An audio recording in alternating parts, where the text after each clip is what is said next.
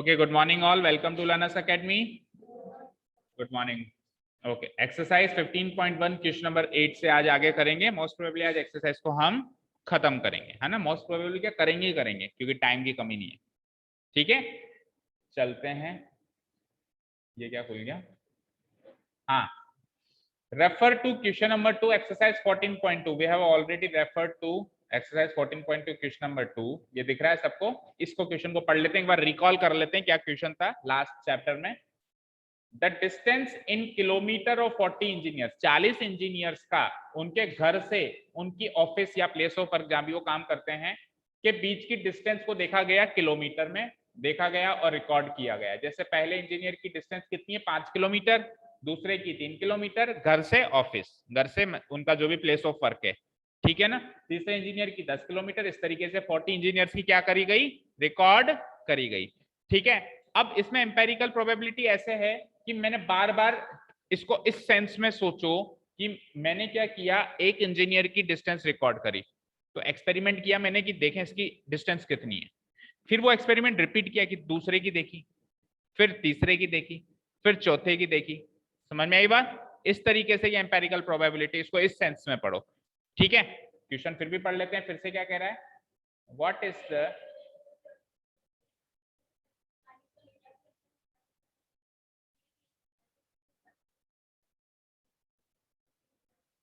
अभी तो थ्योरेटिकल है. अभी ये क्या कह रहा है, what is the empirical probability that an engineer lives. क्या संभावना है, एम्पेरिकल प्रोबेबिलिटी क्या है कि एक इंजीनियर 7 किलोमीटर के कम अंतराल में from her place of work, अपने प्लेस ऑफ वर्क से 7 किलोमीटर के कम अंतराल में. तो बेटा एम्पेरिकल होगी नहीं, फिर तो किसी भी केस में नहीं होगी. आई थिंक एम्पेरिकल प्रोबेबिलिटी का मतलब पता है क्या हो जाएगा. यहाँ पे 40 इंजीनियर हैं, 40 इंजीनियर में से 2-3 ट्रायल करके देखो, एक इंजीनियर उठा के देखो, देखें ये किस रेंज में फॉल होता है, देखें ये किस रेंज में फॉल होता है, देखें ये किस रेंज में फॉल होता है. फिर आपने टोटल 10 ट्रायल किए, तो 10 ट्रायल में से ऐसे कितने ट्रायल हुए जो आपको चाहिए. तो इस तरह का एक क्वेश्चन ही नहीं है. तो देयरफॉर यहाँ पे आप पहले इसको काटते से. हाँ बोलो.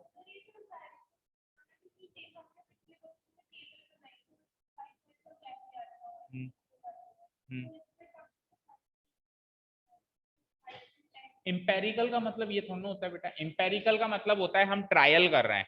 थ्योरेटिकल का मतलब होता है डेटा गिवन है. तो इस केस में हमको डेटा गिवन है कि हम ट्रायल कर रहे हैं. हमको डेटा गिवन है, 40 इंजीनियर्स का हमको डेटा गिवन है या नहीं है, है ना. इंपेरिकल पता है कब होता कि 40 इंजीनियर्स में से एक इंजीनियर पिकअप करना है हमको और चेक करना है कि क्या संभावना है कि इसकी जो प्लेस ऑफ वर्क और रेसिडेंस के बीच की जो डिस्टेंस है वो 7 किलोमीटर से कम होने की क्या संभावना है. तो इंपेरिकल तब होती जैसे मैंने एक ट्रायल किया, एक इंजीनियर उठाया, उसका रिकॉर्ड कर लिया मैंने, उन 40 में से दूसरा उठाया, फिर रिकॉर्ड कर लिया, ऐसे करके 10-20 ट्रायल कर लिए. फिर टोटल नंबर ऑफ ट्रायल्स नीचे रख दिए 20. उस 20 ट्रायल में से मेरे फेवरेबल आउटकम्स कितनी बार आया वो ऊपर रख लिए. तो ऐसा थोड़ा ना कर रहा हूं मैं, ऐसा नहीं कर रहा हूं ना. मेरे पास तो ऑलरेडी डेटा है, उस डेटा को यूज करके मैं आंसर देने वाला हूं, उस डेटा को यूज करके आंसर देने वाला हूं या ट्रायल करने वाला हूं. बताओ, उस डेटा को यूज करने वाला हूं. तो एम्पेरिकल प्रोबेबिलिटी किसी हाल में इसमें नहीं होगी.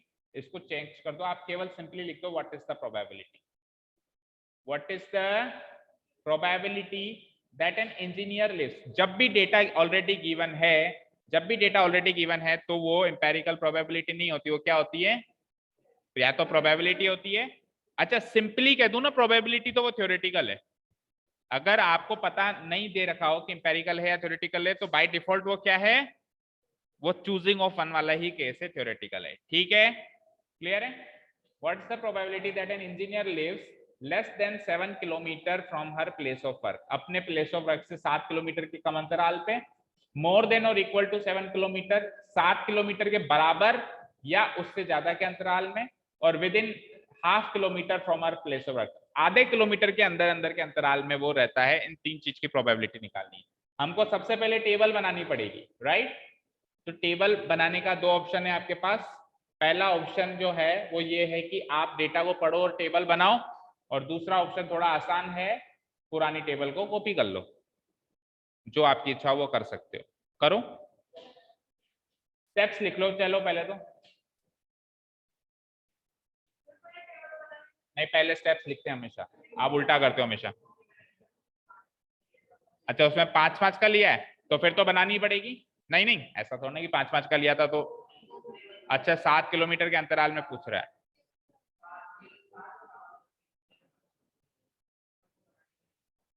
और फिर हाफ किलोमीटर में क्या करोगे? तो फिर अपन टेबल नहीं बनाएंगे, सुनो, अपन टेबल नहीं बनाएंगे, अपन रो डेटा से ही काम करेंगे। अपन रो डेटा से ही काम करेंगे, क्योंकि 7 किलोमीटर के अंतराल के 2 क्वेश्चन हैं, तो अपन उसमें 7-7 किलोमीटर की टेबल बना दें। फिर तीसरा क्वेश्चन तो हाफ किलोमीटर का आ गया, फिर क्या हाफ हाफ के बनाने बैठेंगे तीसरे क्वेश्चन के लिए? फिर से टेबल बनाएंगे? नो। तो हम क्या करेंगे, केवल और केवल रो डेटा को यूज करके ही आंसर्स देंगे, टेबल बनाते ही नहीं है, ठीक है ना। चलो, तो मैं लिखता हूं hair an experiment is given of choosing an engineer out of an experiment is given of choosing an engineer out of how many engineers? Out of 40 engineers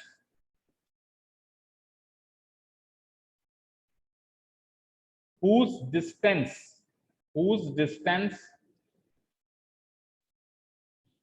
between their residence whose distance between their residence and their place of work and their place of work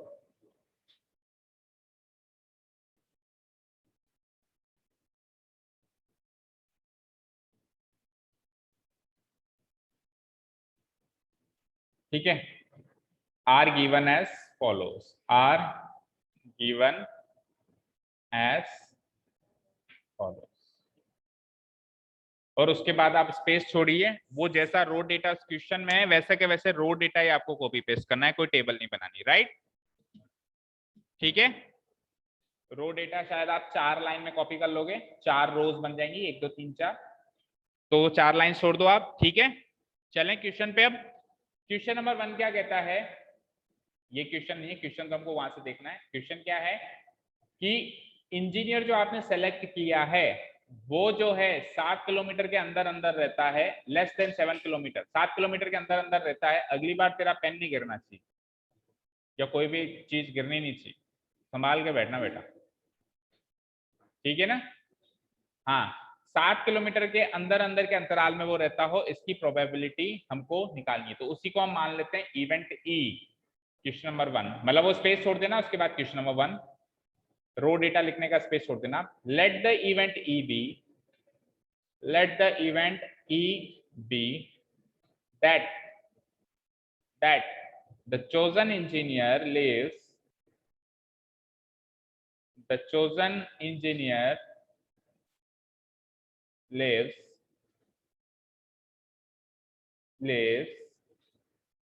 कहाँ गया, less than 7 kilometer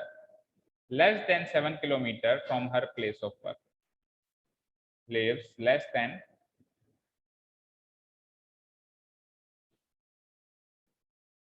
7 kilometer from her place of work,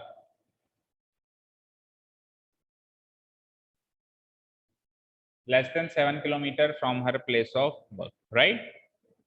So probability of E, upon theoretical वाला ही formula लगा रहे हैं, तो number of engineers होंगे यहाँ पे, number of engineers favourable to event ई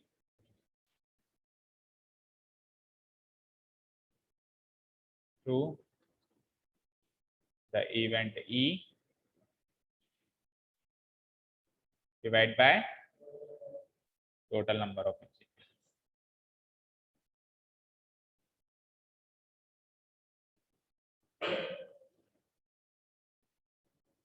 तो कितने इंजीनियर्स हैं जो 7 किलोमीटर से कम के दायरे में, वो चेक करना है, और टोटल तो 40 है ही, टोटल तो 40 है ही सही। अब उस रो डेटा को रीड करके मुझे ये पता लगाना है कि कितने ऐसे इंजीनियर्स हैं जो 7 किलोमीटर के अंदर के अंतराल में।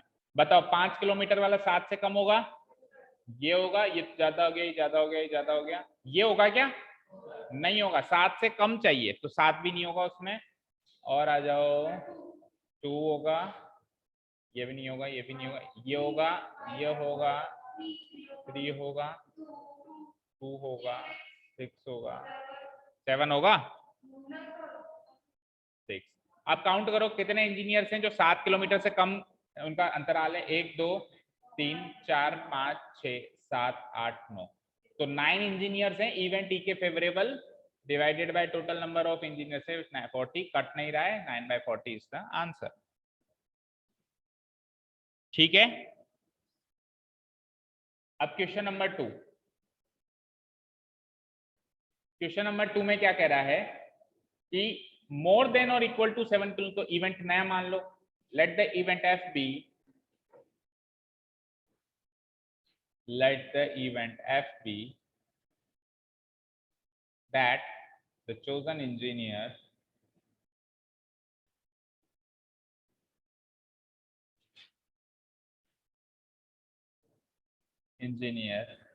आगे जैसा भी वो कह रहा है ऐसे कैसे कॉपी पेस्ट करना है, lives more than or equal to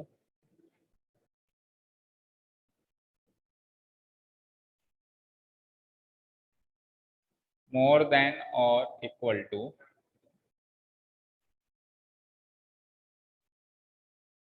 7 kilometer from her place of birth।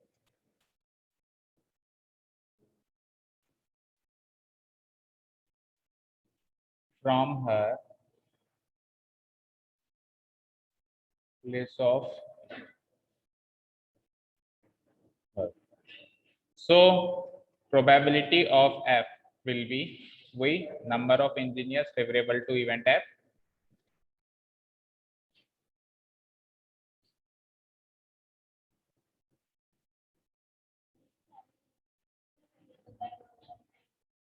हाँ, अगर टाइम की कमी हो तो कर लेना, लेकिन रिस्क रहेगा कि आपको मार्क्स दे भी दें ना भी दें, as far as board exams are concerned. ठीक है, स्कूल लेवल पे तो जो करो ठीक है, मेरा काम है अब वो कंप्लीट बताना, तो कंप्लीट तो यही है, और फिर टाइम ही बचता तो फिर तो आधा अधूरा करते ही हम, no doubt. Total number of engineers, तो अब इवेंट एफ के फेवरेबल इंजीनियर्स ढूंढते हैं हम। क्या चाहिए? 7 किलोमीटर या उससे ज्यादा वाले। तो सोचो 7 किलोमीटर से कम वाले जो हैं उनको हटा दें, तो बचे हुए जो बच गए वो 7 किलोमीटर या उससे ज्यादा वाले हैं। फिर से सुनो, मैंने कहा 7 किलोमीटर से 40 में से 9 इंजीनियर तो ऐसे छट गए थे जो 7 किलोमीटर से कम रेंज के, तो जो बच गए वो वही तो इंजीनियर्स हैं जो 7 किलोमीटर हैं या उससे ज्यादा हैं। तो 41 में से 9 माइनस हुए तो वो कितने हुए वैसे? Very good. तो हम ऐसे भी लिख सकते हैं यहाँ पे कि टोटल 40 थे, उसमें से 9 तो वहां छट गए, तो बचे कितने? 31/40। और ये 40 - 9 ना भी लिखो, सीधे 31/40 लिख लो तो भी करेक्ट है, उसमें भी कोई कमी नहीं। ठीक है, लास्ट लास्ट आपका होमवर्क है, हम आंसर बता देते हैं, चेक करो। अब हाफ किलोमीटर के अंदर अंदर तो कोई भी नहीं है, कोई भी ऐसा नहीं है जो आधे किलोमीटर के अंदर अंदर है ना, कोई भी ऐसा नहीं है, देख लो 5 3 10 ऐसा कोई भी नहीं दिख रहा है, तो आंसर विल बी 0/40, और 0/40 को ऐसे लिख के नहीं छोड़ना है, सॉल्व करना है। 0 से किसी भी नंबर को डिवाइड करेंगे तो आंसर क्या आएगा? 0 ही आएगा। ठीक है, मार्क करो होमवर्क, चलते हैं नेक्स्ट क्वेश्चन। इस क्वेश्चन में स्टेटमेंट फॉल्स है ना, सॉल्व करना है पूरा, let the event G be complete step. Statement false क्या होता है? स्टेटमेंट फॉल्स ऐसा क्वेश्चन ही नहीं है कि आपको पता लगाना है कि स्टेटमेंट ट्रू है या फॉल्स। आपको तो एक इवेंट मानना है, सुनो मेरी बात, एक इवेंट मानना है और उस इवेंट के होने की संभावना देखनी है। आपने इवेंट माना कि मेरा चुना हुआ जो इंजीनियर है वो आधे किलोमीटर के अंतराल में रहेगा, ये मैंने इवेंट माना, और ऐसा इवेंट हो ही नहीं सकता, तो मेरी उस चीज की संभावना आ गई 0। वो क्वेश्चन दूसरे तरीके के होते हैं जिसमें स्टेटमेंट पूछा जाता है कि ट्रू है या false. This is not a type of question जिसके अंदर आपसे पूछा गया हो कि स्टेटमेंट ट्रू है या फॉल्स। चेक करो कहीं भी लिखा हुआ है क्या? आपसे प्रोबेबिलिटी पूछिए, देखो बेटा what is the empirical probability, तो प्रोबेबिलिटी हमेशा इवेंट मान के की जाती है, right, as far as your board exams are concerned, this is the right way, और बाकी फिर आप अपने हिसाब से कुछ भी कर सकते हो, ठीक है, क्लियर है। चलते हैं question number 9। 9th and 10th obviously activity है, पढ़ लेता हूं मैं, करना आपको है। Note the frequency of 2 wheelers 3 wheelers and 4 wheelers going pass during a time interval. Road पे खड़े हो जाओ, अलग अलग जगह पे, सर्किल पे तू खड़ा हो जा, ठीक है ना, आप खड़े हो जाओ पेट्रोल पंप के पास में, कहीं पर भी जहाँ जहाँ आपकी घर के आसपास की जगह, और एक पेपर ले लो, एक फिक्स टाइम इंटरवल, जितनी देर आप खड़े हो सकते हो, जैसे कोई आधा घंटा खड़ा हो सकता है तो आधे घंटे का टाइम इंटरवल ले लो, कोई 1 घंटे फ्री है पर आपको तो टाइम ही नहीं मिलता, आप 10 मिनट ही खड़े रहना, ठीक है। अब खड़े रहना भूल मत जाना कि सर मैं भूल गया, ठीक है, और छूटना भी नहीं चाहिए कोई भी। आपको नोट करना है, क्या नोट करना है कि कितने 2 व्हीलर गुजरे वहां से, कितने 3 व्हीलर गुजरे वहां से, और कितने 4 व्हीलर गुजरे। एक लिस्ट बना लेनी है, 2 व्हीलर तो 3 गुजरे या 3 व्हीलर 4, टेली मार्किंग की तरह कर सकते हो, 2 wheeler 3 wheeler 4 wheeler, tally marks डाल दिया, जैसे एक 2 व्हीलर गुजरा एक टेली मार्क एक डंडा खींच दिया, जैसे 3 व्हीलर गुजरा 3 व्हीलर के आगे डंडा खींच दिया, 4 व्हीलर गुजरा 4 व्हीलर के, ऐसे करते करते आधे घंटे का टाइम ले लो, 15 मिनट, जितना भी आप कर सकते हो, उसके बाद उसकी फ्रीक्वेंसी लिख लो। ये एक्टिविटी हो गई। उसके बाद फिर हमको क्या करना है कि in front of a school gate, अच्छा स्कूल गेट के फ्रंट में तो स्कूल वाले खड़े नहीं होने देंगे, हाँ, फाइंड द प्रोबेबिलिटी, नहीं खड़े हो सकते हो स्कूल टाइम के बाद, उसके बाद उनको क्या मतलब, स्कूल टाइम के बाद घर जाओ, कपड़े वपड़े चेंज करके वापस आ जाओ, कोई नहीं पहचानता, ठीक है ना, हमने कई बार ऐसा काम किया। Find the probability that any one vehicle out of total vehicles you have observed is a 2 wheeler, आपको 2 व्हीलर चाहिए फेवरेबल में, तो 2 व्हीलर जितनी भी हुई थी वो तो हो जाएंगी फेवरेबल में, और टोटल कितनी व्हीकल्स वहां से गुजरी वो हो जाएंगी टोटल व्हीकल्स में, आ जाएगा आंसर, ठीक है, क्लियर है। एज यू विश, करना चाहो तो कर लेना, नहीं करना चाहोगे। एक्टिविटी नंबर 10 क्या कहता है, ask the students in your class to write a 3 digit, हाँ नहीं, मैंने क्या कहा, एक्टिविटी है, एक्टिविटी आपकी पर्सनल डेवलपमेंट के लिए होती है, करना चाहो तो कर लेना, नहीं करना चाहो तो मत करना, ठीक है। अब एक बार के लिए हम यूं सोचते हैं कि यार कौन खड़ा रहेगा धूप में, हाँ ऐसे सोचते हैं, लेकिन एक्टिविटी पता है क्या करती है, आपको चीजें सिखाती है। आप खुद सोचो, आप 4 साल 5 साल 6 साल के बाद प्रैक्टिकल वर्ल्ड में जब कूदोगे, कुछ भी धंधा बिजनेस कुछ भी करोगे, जॉब करोगे, तो आपको क्या धूप में नहीं खड़ा रहना पड़ेगा क्या, कई बार खड़ा रहना पड़ता है, कई बार खड़ा रहना पड़ता है।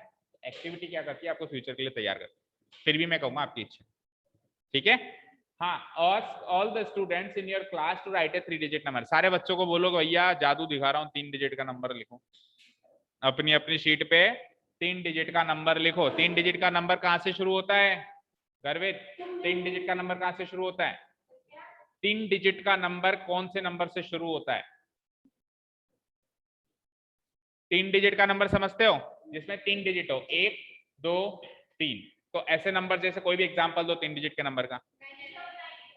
999 सबसे आखिरी बताएगा, सबसे पहला कौन सा होगा 100, भाई 100 से पहले वाला नंबर 99 तो 2 डिजिट का ही रह गया, तो पहला 3 डिजिट नंबर कौन सा होता है, और आखिरी 3 डिजिट नंबर कौन सा होता है, क्योंकि उसके बाद तो फिर 4 डिजिट के नंबर स्टार्ट हो जाते हैं, राइट।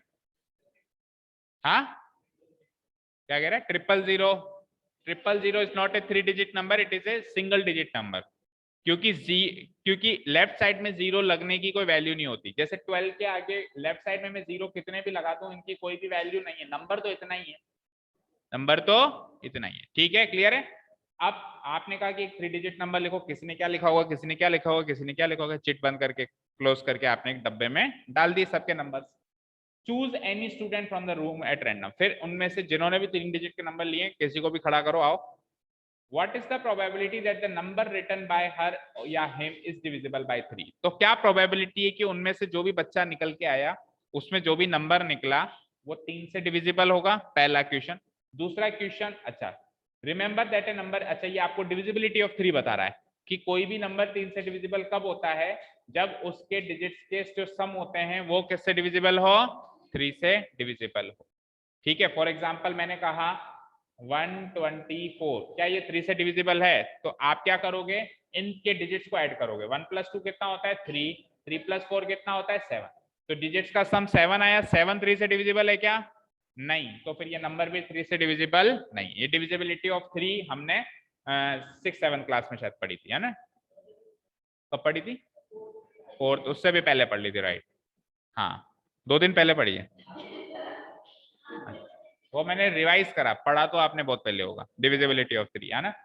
लेकिन ऐसा सब में नहीं होता। कल को आप डिविजिबिलिटी ऑफ 4 में भी ये करने लग जाओ। हर एक नंबर की डिविजिबिलिटी के अलग अलग रूल्स होते हैं, अलग अलग रूल्स होते हैं। डिविजिबिलिटी ऑफ 2 के अलग रूल है, डिविजिबिलिटी ऑफ 3 का और 9 का ये रूल है।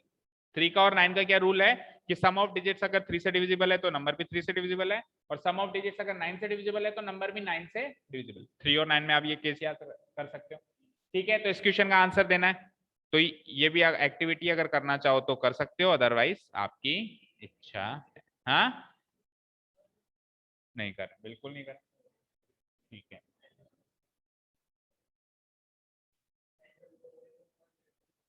क्या?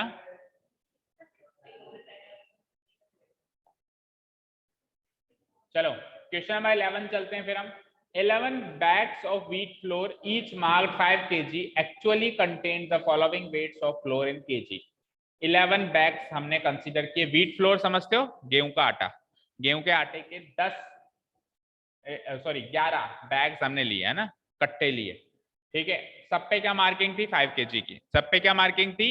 5 kg की। लेकिन एक्चुअली उसमें 5 kg होता नहीं है, थोड़ा 19-20 का फर्क रहता है। जैसे पहले बैग में 4.97 kg था, सेकंड में किसी में ज्यादा भी हो सकता है, ऐसा नहीं कह रहा हूँ कि किसी में हमेशा कम होता है, किसी में 19-20 का फर्क मतलब ज्यादा भी होता है, कम भी होता है। थैली का वजन भी ऐड कर लो, या बहुत सारे फैक्टर्स होते हैं। 5.05 kg, 5.08 kg। वंशिका अपने दादाजी से पूछ लेना, ये परफेक्ट एग्जांपल दे सकते हैं, उनकी शॉप पे रखे रहते होंगे ऐसे कट्टे, तो वो बता देंगे भी किसी में ज्यादा रहता है। लेकिन मार्किंग कितने की है? पैसे वो 5 किलो के ही लेते हैं, ठीक है ना, बट प्रोबेबिलिटी है कि आपको ज्यादा भी मिल जाए, और बहुत कम होती है प्रोबेबिलिटी। इसको पूरा बताया भाई, ये दादाजी से रिसर्च करके आई। ठीक है, चलो। Find the probability that any of these bags, की संभावना बताओ कि इनमें से कोई भी बैग जब मैं चूज करता हूं, एक बैग चूज करता हूं 11 में से, तो उसमें 5 किलो से ज्यादा आ जाए। मतलब वही चीजों में सोच रहा था कि काश 5 किलो से ज्यादा आ जाए मुझे, तो इसकी संभावना बताओ, भाई मेरा फायदा हो जाए, इस चीज की संभावना बताओ। तो हम क्या करेंगे, टोटल बैग्स हैं कितने? 11। इसमें 5 से ज्यादा वाले बैग कितने हैं? 1 2 3। ये 5 से ज्यादा नहीं है, ये 5 है ना। 4 5 6 7, अगेन वो भी 5 से ज्यादा नहीं है। कितने काउंट हुए? 7/11। ठीक है, जल्दी से खत्म करो, आ जाओ। कर दोगे? कर सकते हो क्या?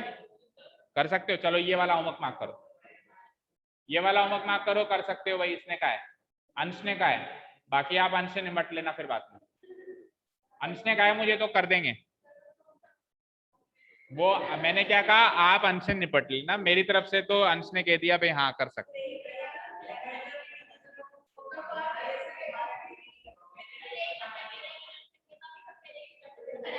नहीं, उसका मोटिवेशन अच्छा लगा मुझे, उसका मोटिवेशन अच्छा लगा, मुझे पसंद आ गई उसकी बात। आगे बढ़ो। Question number 12। In question 5 of exercise 14.2 पे फिर चलना चाहिए, अभी भी तो बंद की थी, पहले कह देता। इसको पुराने चैप्टर्स पता नहीं क्यों इतने पसंद, अपने पे ध्यान है नहीं। हाँ, पेज नंबर बोलना जल्दी से। Page number 240।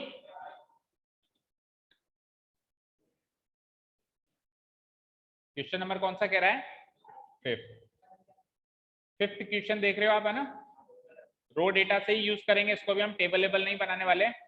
देखते हैं टेबल वही है क्या, मतलब टेबल जो हमने बनाई थी वो की वही एज इट इज काम आ रही है तो टेबल बनाएंगे, अदरवाइज हम रो डेटा को ही यूज करेंगे। क्वेश्चन कह रहा है कि 14.2 में क्वेश्चन नंबर जो 5 है, you were asked to prepare a frequency distribution table. आपको कहा था कि फ्रीक्वेंसी डिस्ट्रीब्यूशन टेबल बनाओ, आपने बना भी दी थी, बहुत अच्छी बात है। रिगार्डिंग द कंसंट्रेशन, ये सारा काम था उसमें, ठीक है। 30 डेज थे total. Using this table, that means you had to copy paste, you have to copy the question number table of question number 5th of exercise 14.2। मैं नहीं कह रहा हूं फिर से बनाओ, पर टेबल तो कॉपी करनी ही पड़ेगी। तो अभी है आपकी नोटबुक्स में पीछे वो टेबल बनी हुई, हाँ टेबल, उसने क्या कहा देखो, यूजिंग दिस टेबल, तो टेबल बनानी पड़ेगी। अब आप चाहो तो पीछे से कॉपी पेस्ट कर लो, मैं नहीं कह रहा हूं टेबल फिर से बनाओ, बट बनानी तो, लिखनी तो पड़ेगी हमको आंसर। सॉल्यूशन चाहिए उसमें, मतलब बनी हुई दिखनी चाहिए। अब आप चाहो से रो डेटा से बनाओ, आप चाहे से कॉपी पेस्ट करो, ठीक है। चलिए, तो उसके स्टेप्स क्या रहेंगे? यूजिंग दिस टेबल, उसको क्या चाहिए?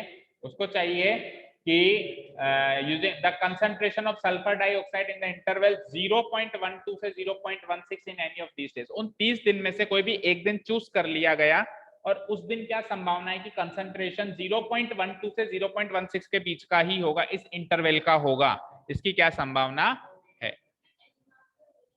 ना टेली मार्क्स बनाओ भले, क्लास इंटरवल और फ्रीक्वेंसी, बस 2 कॉलम बना लो, ठीक है। अच्छा, चूज क्या कर रहा हूं मैं? एक दिन चूज कर रहा हूं, ऑन एनी डे, है ना। 30 दिन में से एक दिन चूज कर रहा हूं, तो क्या लिखूंगा? Here an experiment is given of choosing a day, here an, पहले हमेशा ये लिखते हैं, आपको कई बार बता दिया, इज गिवन ऑफ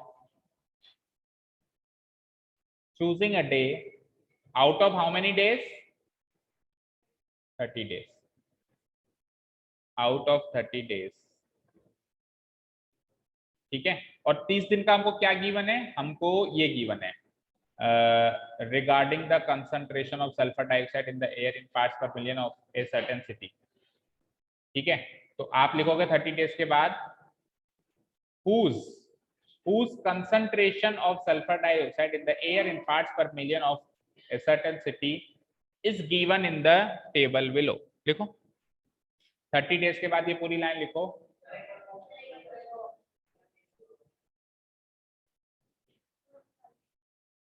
पर हुज मत लिखो, क्योंकि हुज हमेशा लिविंग के लिए लिखते हैं, नॉन लिविंग के लिए विच लिखते हैं ना। चूजन में सिंगल ओ आता है, चूजिंग में डबल ओ आता है, choose, chose, chosen, second and third form में सिंगल ओ, फर्स्ट फॉर्म में double O. Out of 30 days, इसमें अपन लिखेंगे द कंसंट्रेशन, कॉमा लगा के ना, the concentration of sulfur dioxide, short में लिख सकते हो, सल्फर डाइऑक्साइड का केमिकल फॉर्मूला होता है SO2, of which in the air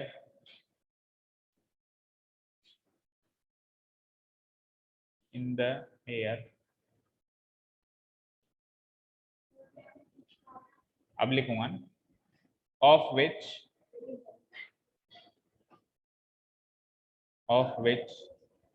is given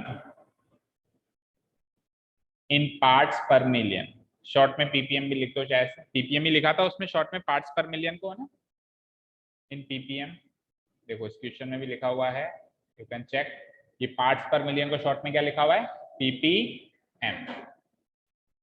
तो हम तो ढूंढते हैं छोटी से छोटी चीज मिल जाए, इन parts per million ppm of a certain city, of a certain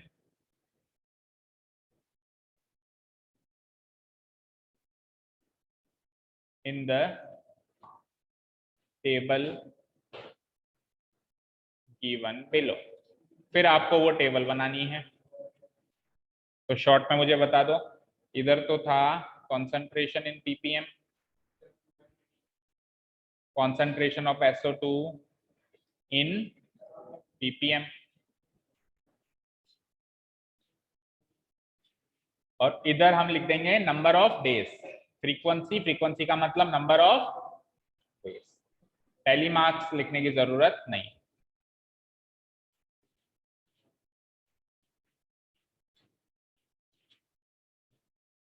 बोलते जाओ फटाफट फटाफट। पहली क्लास इंटरवल क्या बनी थी? बोलो। 0. पहले क्या थी? 0.00 से 0.04, ठीक है। अब 2 कहां तक जाएगी? ये 24 तक, 0.08, 0.08 से 0.12, 0.12 से 0.16, 16 से 20 एंड 20 से 24। बता दो फ्रीक्वेंसी क्या क्या थी? 4, फिर 9, फिर 9, क्या 2, 4, 2, टोटल 30 हो गए। ये टेबल है, हो गए?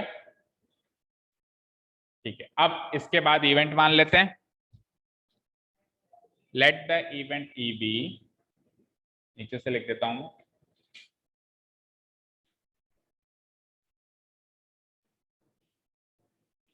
ई बी that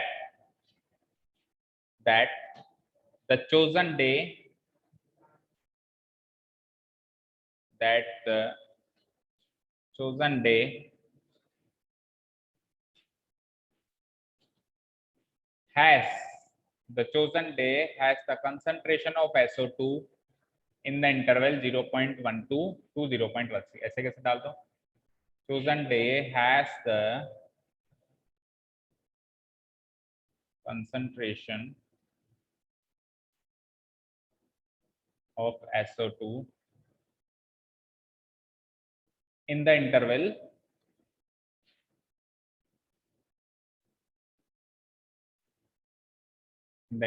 कौन सी इंटरवल चाहिए?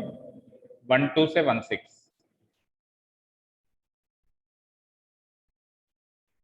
ये मान लिया event E. So probability of E becomes number of क्या? Number of क्या? Days। जो फ्रीक्वेंसी होती है वही वर्ड आता है यहाँ पर, number of days favourable to event.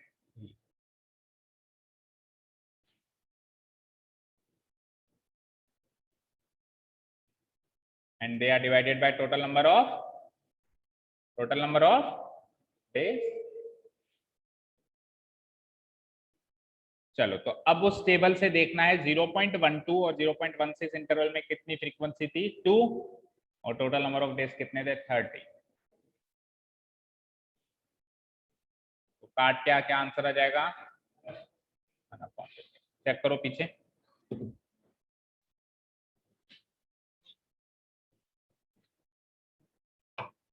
क्या टाइम हो गया?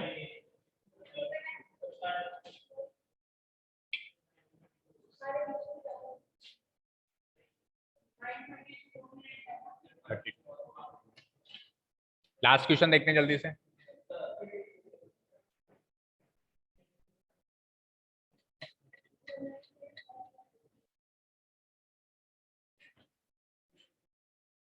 ठीक है, चलते हैं लास्ट क्वेश्चन की तरफ। Question number 13। In question number 1 of exercise 14.2 चलते हैं। 14.2 क्वेश्चन नंबर 1 ब्लड ग्रुप वाला था शायद। ठीक है, 14.1 कह रहा है, 2 थोड़ा ना कह रहा है। हाँ था 14.2 कह रहा है। ठीक है, you were asked to prepare a frequency distribution table regarding the blood group of 30 students using this table। तो फिर से टेबल बनानी है। to determine the probability that a student of this class selected at random has blood group AB। ठीक है, करना चाहोगे या करोगे? करना चाहोगे मीन्स यहाँ करना चाहोगे, करोगे मीन्स करना चाहेंगे। here an experiment is given।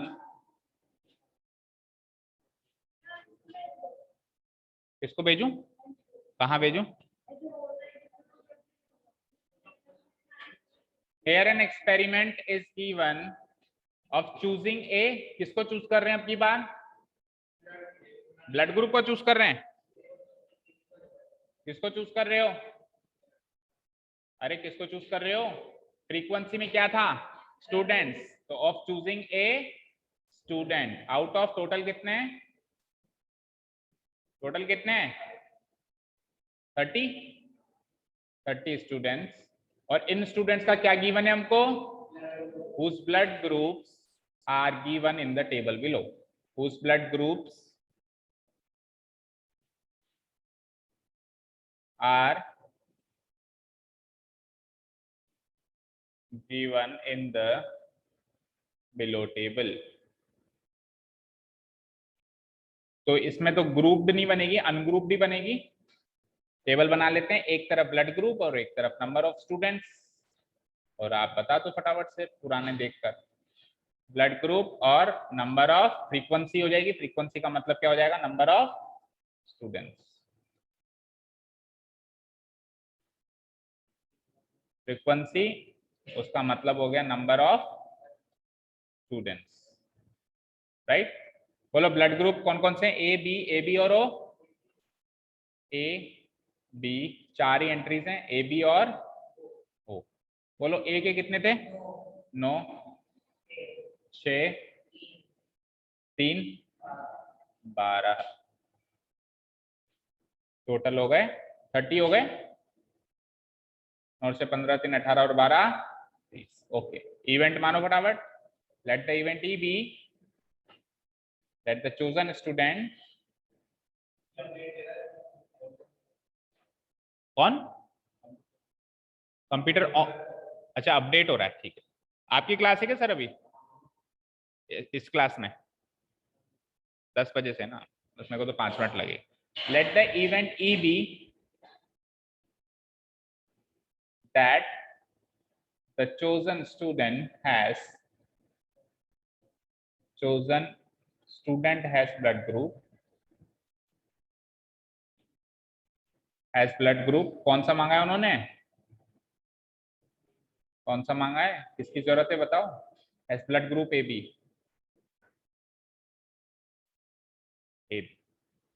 ठीक है। So probability of E, number of students favorable to event E divided by total number of students।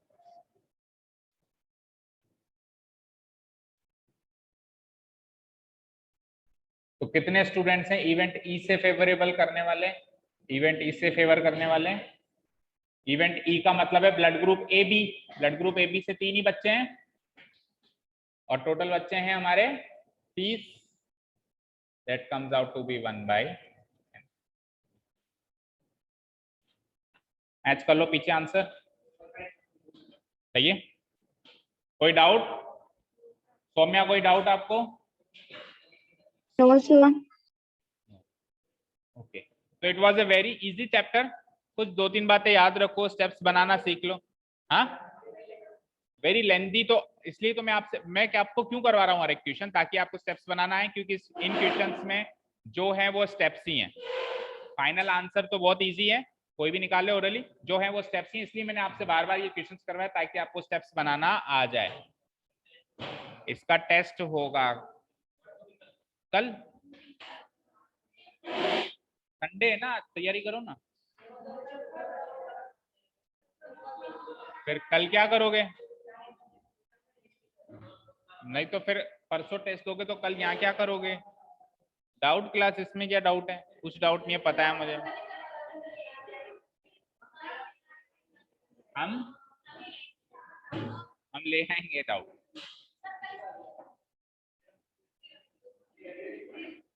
छुट्टी